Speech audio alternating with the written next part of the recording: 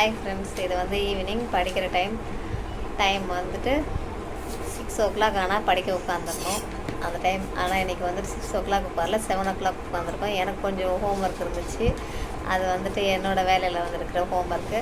அதை முடிச்சுட்டு என் பசங்க வந்துட்டு அதுக்குள்ளேயும் பார்த்தீங்கன்னா என் பொண்ணெல்லாம் வந்துட்டு அவளுக்கு செமினார் வந்துட்டு மண்டே வந்து செமினார், அதுக்கு வந்துட்டு அவள் ரெடி பண்ணிக்கிட்டு இருக்கா. இந்த ப்ராஜெக்ட் முடிச்சா தான் செமினாருக்கு வந்துட்டு அவள் ரெடி பண்ண முடியும். பையன் வந்துட்டு அவர் தமிழில் வந்துட்டு ஒரு லெசனே வந்து ஷார்ட் பண்ணணும், அதுக்கு வந்து படிச்சுக்கிட்டு இருக்கிறாங்க. இந்த படிக்கிற நேரம்லாம் போக இப்போ இவங்க பண்ணிக்கிட்டு இருக்கும் போதே நான் வந்துட்டு போய் சமையல் பண்ண போகிறேன். ஏற்கனவே அடுப்பில் வந்துட்டு சாம்பாருக்கு வந்து பருப்பு வந்துடுச்சு, இப்போ போய் நான் தாளித்து விட போகிறேன். ஓகே, பார்க்கலாம். ஓகே, நம்ம இப்போ கிச்சனுக்கு வந்துட்டோம். சாம்பார் தாளித்து விட்டுலாம் சொல்லிட்டு கடுகு போட்டாச்சு.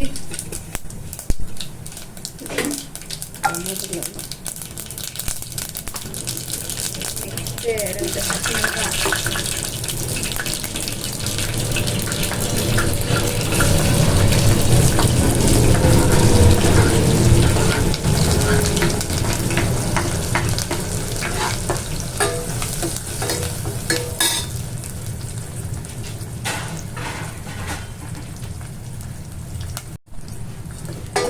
வெங்காயம் போட்டாச்சு. வெங்காயத்தை நல்லா வதக்குவோம். நல்லா வதங்க.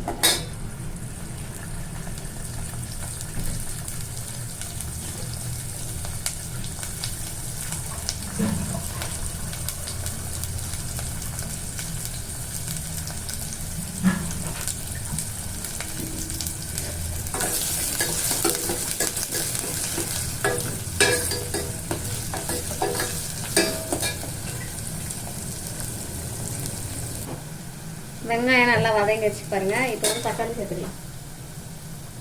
தக்காளி சேர்த்தாச்சு.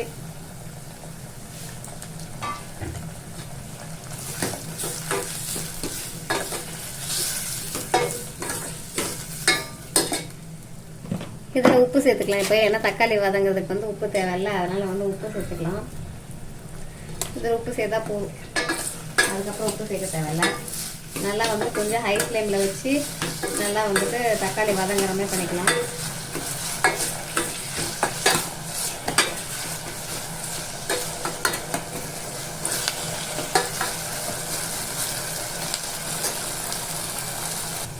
இப்போ மஞ்சள் பொடி சேர்த்துப்போம்.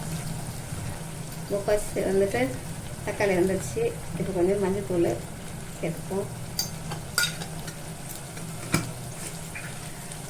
அதுக்கு பிறகு பார்த்தீங்கன்னா இந்த மஞ்சள் தூளோட சேர்ந்து அதை நல்லா வதங்கிடுமா, நல்லா வந்துட்டு மசிய வெந்துடணும். தக்காளியெல்லாம் இப்படி தெரியுதல்ல, தெரியுது உங்களுக்கு? இதுமாதிரி முழு தக்காளி தெரிஞ்சால் பசங்க சாப்பிட மாட்டாங்க. மற்ற குழந்தைங்கள்லாம் சாப்பிட்ருவாங்க, நம்ம வீட்டு பசங்க வந்துட்டு தக்காளியெல்லாம் எதுவும் சாப்பிட மாட்டாங்க. அதனால் அது பண்ணுறதில்லை. அதை அப்படியே ஃபுல்லாக மசிற அளவுக்கு வேகிற அளவுக்கு விட்டுருவேன்.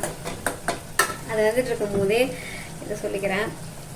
இதில் வந்துட்டு என்னென்ன வேக போட்டிருக்கேன்டா, பருப்பு, அப்புறம் வந்துட்டு இன்றைக்கி எல்லோரும் சொன்னாங்க முருங்கைக்காயை வந்துட்டு குக்கரில் போட்டு 2 விசில் விட்டுட்டா போதும். எப்பயும் போல் பருப்பு எப்போ வேக போடுறோம்ல, அது கூட சேர்ந்து வேக போட்டால் வெந்துடும் ஈஸியாக, வதக்கிட்டு ரொம்ப நேரம் ஆட்ட தேவையில்லை அப்படின்னு சொல்லிட்டு. அதேமாதிரி நான் வந்து அதில் பருப்பு, அதுக்கப்புறம் வந்துட்டு கொஞ்சோண்டு தக்காளி, ஒரு தக்காளி இருக்குல்ல, அதில் கொஞ்சோண்டு 1/4 தக்காளி அதில் போட்டு, அதுக்கப்புறம் வந்துட்டு கொஞ்சோண்டு மஞ்சள் தூள், கொஞ்சோண்டு வந்துட்டு பெருங்காயத்தூள், ஒரு சொட்டு எண்ணெய் போட்டு அதை ஆல்ரெடி குக்கரில் விசில் விட்டு வச்சுட்டேன்.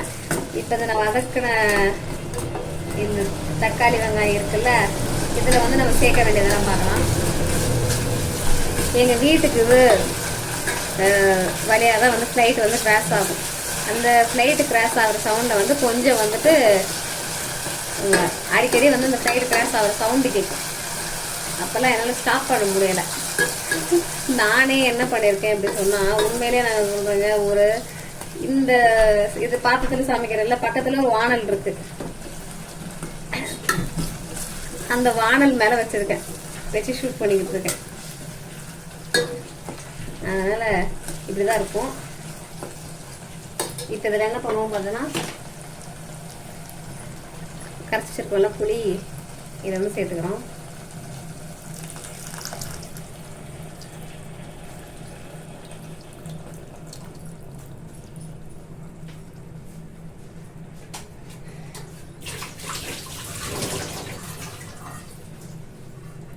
புளி சேர்த்துட்டு மிளகாத்தூள் நம்ம வீட்டில் அரைப்போம்ல,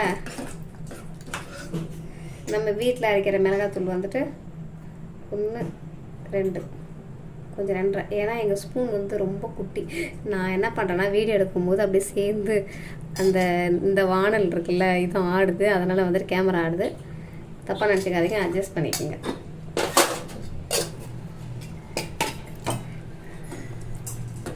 இதை அப்படியே கிண்டி விட்டுட்டு இதை வந்து நல்லா அந்த மிளகாத்தூள்லாம் பச்சை வாடை அடிக்கும்ல, அதெல்லாம் போகிற வரைக்கும் நம்ம வந்துட்டு கொஞ்சம் நேரம் கொதிக்க விடணும். இது கூட வந்து கொஞ்சம் தண்ணி சேர்த்துக்கணும், கொஞ்சம் மட்டும் தண்ணி சேர்த்துக்கிட்டா போதும். ஏன்னா வந்து அந்த பருப்பெல்லாம் சேர்க்கும் போது அது கூட தண்ணி சேர்ப்போம்ல, அப்போ வந்து இந்த பாத்திரம் ஃபுல்லாகிடும். இதை வந்து பச்சை வாடை போகிற அளவுக்கு வந்து கொதிச்சா மட்டும் போதும். அதுக்கப்புறம் நம்ம அது பேர் என்ன இது பண்ண வேக வச்சு அந்த பருப்பு எடுத்து சேர்த்துக்க வேண்டியதான். ஓகேவா, நம்ம சேர்க்குறப்ப பார்ப்போம். இப்போ பார்த்தீங்களா, இப்போ வந்து எண்ணெய் பிரிஞ்சு வந்து அளவுக்கு வந்து மசாலா வந்துட்டு வாசனை போயிருக்கு. இப்போ நான் வந்துட்டு வேக வச்ச பருப்பு இருக்குல்ல, அதை வந்துட்டு இதில் சேர்க்குறேன். ரொம்ப சாஃப்டான முருங்கைக்காய் பூ இருக்குப்பா, நல்லா வெந்துருச்சு. இங்கே பாருங்க, 2 கட்டாயி வருது, அந்தளவுக்கு வந்து வெந்துருச்சு. நம்ம வந்துட்டு அதை வந்துட்டு இது பண்ணி சாப்பிடவே தேவை போட்டு அதுவே 2 வந்துருச்சு. அந்தளவுக்கு ரொம்ப சாஃப்ட்டு, 2 விசிலுக்கே வந்து சாஃப்டாகிடுச்சு.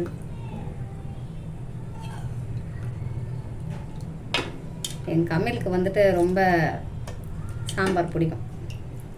கம்மியில் அப்படி சொன்னால் என் பையன், அவருக்கு வந்து சாம்பார்னால் ரொம்ப பிடிக்கும். அவ்வளோ சாம்பார் வச்சாலும் எல்லாத்துக்குமே சாம்பார் சாப்பிடுவோம்.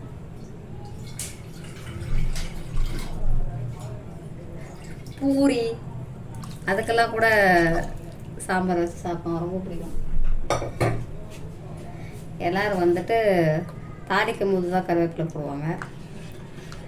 தாளிக்கும் போது கருவேப்பிலை போட்டால் திடீர்னு வந்து எனக்கு கருகிடும், அதனால் நான் தாளிக்கும் போது கருவேப்பிலை போட மாட்டேன். சமையல்லாம் முடித்த பிறகு கருவேப்பிலை அப்படியே போட்டு அதுக்குள்ளே மிதக்குன்னு அப்படியே விட்டுருவேன்.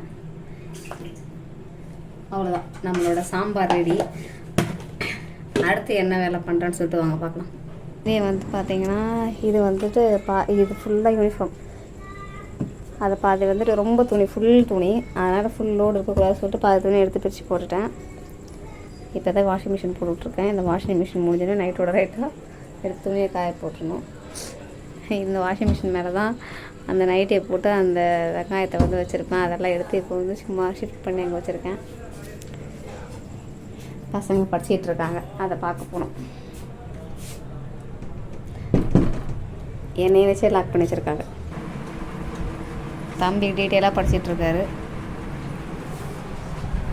அவங்க அதுக்குள்ளேயும் ஏதோ எழுதிக்கிட்டு இருக்காங்க. சரி, படிப்பு பற்றி எல்லாம் பண்ணிகிட்ருக்காங்க. சரி பார்க்கலாம். சாம்பார் ரெடி. நீ நைட்டு வந்து ரைஸ் கிடையாது, டிஃபன் தான், தோசை. எல்லாருமே தோசை தான் சாப்பிட போகிறோம். ஓகே, இதோட எங்களோட வீடியோ முடிஞ்சிருச்சு. ஏன்னா பசங்க படித்து முடிச்சுன்னு சாப்பிட்டுட்டு தூங்க வேண்டியதான். உங்கள் வீட்லேயும் இதுமாரி தான் டெய்லி ரொட்டீன் போகுமான்றதை பாருங்கள்.